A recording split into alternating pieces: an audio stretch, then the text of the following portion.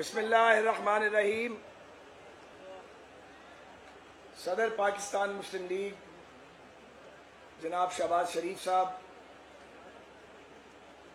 आज की तकरीब के मेज़बान मोहतरम और मेरे बड़े भाई मुस्लिम लीग नून के बबर शेर ख्वाजा मोहम्मद आसफ साहब,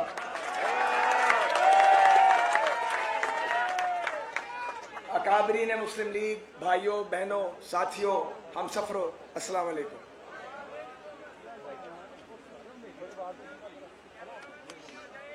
मुझे कुछ अर्सा पहले भी वैसे तो बहुत बार यहाँ आने का मौका मिला, लेकिन अभी मैं बात कर रहा था भाभी साहबा से, मिसेस ख्वाजा आसिफ से। पिछली बार जब आया तो ख्वाजा साहब पाबंदे सलासल थे और घर में कोई नहीं था। हम कुछ इनके साथी सियासी कारकुन यहाँ इकट्ठे हुए, मनशा भट्ट साहब और बाकी दोस्त, फिर यहाँ चंद साथी थे, उनसे गुफ्तगू की, मीडिया टॉक की। तो मुझे बड़ा अजीब लगा कितने जालिम है कि लोगों के आबाद घरों को भी वीरान करते हुए शर्म महसूस नहीं करते। लेकिन हकीकत एक और भी है। वही घर जहाँ कुछ अर्सा पहले ना ख्वाजा साहब थे, ना इनके साहबजादे थे, ना भाभी साहबा थी, घर वाले नहीं थे, इनको एहतसाब के झूठे चक्कर में फांसा गया था। चंद सियासी कारकुन थे जो इनके वफादार हैं। आज कुछ ही अर्सा गुजरने के बाद आप देखें फिर रौनकें लगी हुई हैं, लोग जीत के अल्हम्दुलिल्लाह बैठे हैं, सारी सियासी नुमाइंदगी और क़यादत भी मौजूद है, और कितना बड़ा यह इज्तिमा है। सबक ये है कि सियासी हकीकतों को आप ताकत के बल पर बदल नहीं सकते। ये सबक पाकिस्तान में पहली बार नहीं मिला, ये सबक बार बार मिला है। लेकिन अगर इससे फ़ायदा उठाया जाए, इस्तेफादा किया जाए, समझ लिया जाए, तो फिर ना तो जोर लगाना पड़े, ना डिसऑर्डर करिए हो तो मुल्क में, और मुल्क कहीं से कहीं पहुंच जाए। चौथा साल है इस हुकूमत को। बहुत इस पे बात हुई है, मैं बात थोड़ी और करूंगा। जो कुछ इस मुल्क के लोगों के साथ महंगाई, बेरोजगारी, लाकानूनियत, नाइंसाफी और इंतकाम और नालायकी ने कर दिया है, ऐसी मिसाल और ऐसी नज़ीर इससे पहले कभी नहीं मिली। हुकूमतें आई हैं, उन्होंने बैड गवर्नेंस भी की है, मगर मौजूदा हुकूमत का मोटो है नो गवर्नेंस। गवर्नेंस करनी ही नहीं है, ये इनका मसला ही नहीं है। इनका सिर्फ एक मसला है कि इतना झूठ बोलो और इतनी आप बुलंद आवाज के साथ बोलो और इस तरीके से बोलो, कोर्स की शक्ल में राग गाना शुरू कर दो, अपने मुखालफिन पर हमला करो, जो हमारी बात ना माने उसको रगड़ दो, चोर बना दो, काफर बना दो, डाकू बना दो, कोई इल्जाम लगा दो और अपना चूरन बेचते रहो। लेकिन ये जो एहतसाब का डोल डाला गया था, ये इसके बावजूद कि पाकिस्तान की अदलिया पर दबाव रहा है, और जिस अदलिया की आज़ादी की खातिर हमने जेलें काटी थी और नवाज शरीफ साहब की क़यादत में हमने लॉन्ग मार्च 2 बार किया था। मैं बहुत अफसोस के साथ कहना चाहता हूँ, एक आज़ाद सियासी कारकुन हूँ, अदलिया की वो आज़ादी मिली नहीं। हमने, वकला ने, मीडिया ने, सिविल सोसाइटी ने, सियासी जमातों ने अदलिया की आज़ादी के लिए जब 2 लॉन्ग मार्च किए और जब जजेस बहाल हुए, जिनमें से कोई हमारा रिश्तेदार नहीं था, हमारा ख्याल था कि इसके बाद मुल्क में एक नई सुबह रोशन हो गई है और अब अदल का दौरा होगा और कोई हुक्मरान, कोई ताकत अदलिया को अंडरमाइन नहीं कर सकेगी। लेकिन मैं इतराफ़ करता हूँ कि हम अपनी मंजिल पे नहीं पहुँच सके, और जो अदलिया की आज़ादी का ख्वाब था और जिसके लिए हम सब जेलों में गए हैं, मैं भी मियाँ वाली जेल और बहावलपुर जेल काट के आया था। आज ज़रूर मैं सोचता हूँ कि जिस आज़ादी का ख्वाब हमने देखा था, अदलिया उस आज़ादी को मेंटेन क्यों नहीं कर सकी। आज हाल ये है कि नवाज शरीफ और शहबाज शरीफ और हसन इकबाल का लाया हुआ सी पैक वो सर्द खाने की नजर हो चुका है।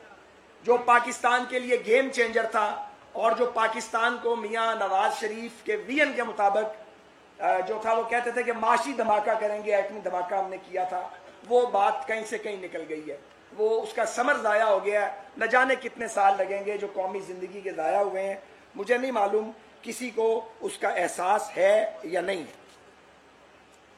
आज हालात ये हैं कि पाकिस्तान की मौजूदा हुकूमत, जिसको अक्सरियत मिली नहीं, जिसे लोगों ने 18 के इंतखाबात में अक्सरियत दी नहीं, उसे दिलवाई गई, उसका हाल ये है कि वो मुअज़्ज़ज़ जजेस के साथ भी हालत जंग में है, मीडिया पर भी पाबंदियां हैं, सहाफ़ियों को मारा पीटा जाता है, मीडिया के लोग जेलों में जाते हैं, ऑपोजिशन के साथ भी आप हालत जंग में हैं, इलेक्शन कमीशन को आप आग लगाने की बात करते हैं, और सिविल ब्यूरोक्रेसी जहां कोई दयानतदार डूअर सरकारी अफसर मौजूद है, उसको आप कहीं लगाने के लिए तैयार नहीं है।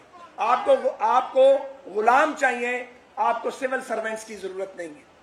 तो जब मुल्क में यह हालत हो कि एक हुकूमत जिसके पास मेजॉरिटी ना हो, वो मुल्क के तमाम रियासत के सुतूनों के साथ वो हालत जंग में आ जाए, तो सोचें उस रियासत का क्या हाल होगा। आज पाकिस्तान का वही हाल है। मुझे हैरत है कि सियासी तनाज़ात को मौजूदा हुकूमत हवा दे रही है, बजाय समेटने के चीज़ों को पेचीदा किया जा रहा है, और पाकिस्तान को अदम इस्तेहकाम की तरफ कोई और नहीं, मौजूदा हुकूमत, उसके नालायक एडवाइज़र, इनकी नाअहली और इनकी झूठी अना, वो इनको जो है वो पाकिस्तान को एट स्टेक लगा दिया गया है और अदम इस्तेहकाम का शिकार कर दिया गया है।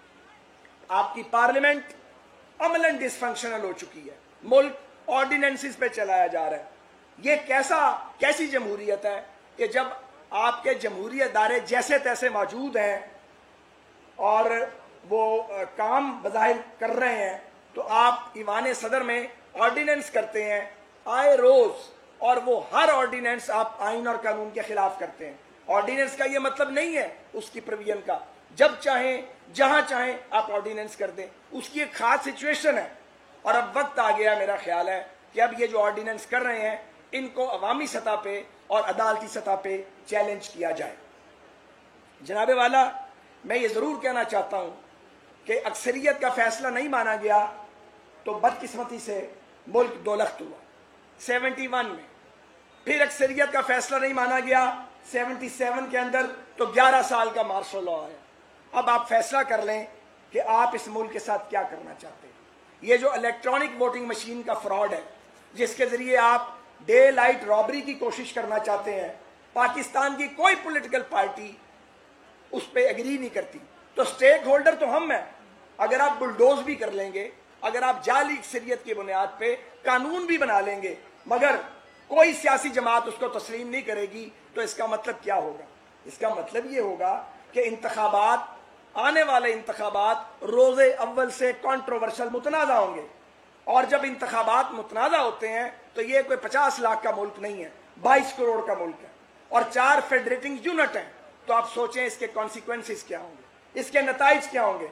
ये खुदा न खास्ता ऐसा इलेक्शन रियासत की बुनियादों को कमजोर नहीं करेगा, बल्कि हिला देगा। मान फवाद, हसन फवाद, आहद चीमा, मैं किस किस का नाम लूं, यानी हमारे साथी, मैं इसलिए देख रहा हूं कि कोई रह ना जाए दोस्त, जावेद लतीफ को गिरफ्तार किया, हमारे साथियों को पाबंदे सलासिल किया।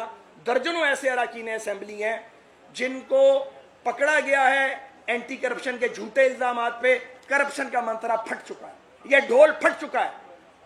दबाव के बावजूद पाकिस्तान की अदालतों ने ऐसा ऐसा फैसला दिया है कि जो पढ़ने के काबिल है। वो जो सुप्रीम कोर्ट का मेरे मुकदमे में फैसला है, वो पढ़ के शर्म आ जाती है। ऐसी शर्म तमाम साथियों के मुकदमों के फैसले पढ़ के आती है, मगर शर्म आनी चाहिए, इस मामले को बंद होना चाहिए।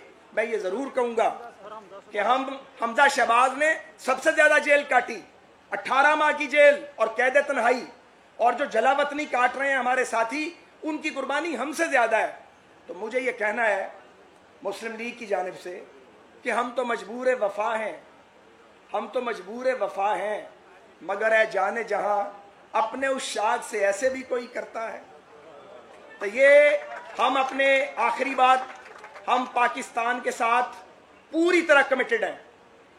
हमने जिंदगी में अपने बदले छोड़े हैं, हम अपने बदले छोड़ने को तैयार हैं। हमने तकलीफ काट ली, हम भुलाने को तैयार हैं, मुल्क की खातिर, रियासत के इस्तेहकाम की खातिर। लेकिन एक हमारी शर्त है और उससे हम पीछे हट नहीं सकते। आप पाकिस्तान को आइन और कानून की हुक्मरानी दें, आप पाकिस्तान को फ्री एंड फेयर इलेक्शन दें और पाकिस्तान के लोगों को अपनी किस्मत का फैसला खुद करने दिया जाए। पाकिस्तान पाइंदाबाद।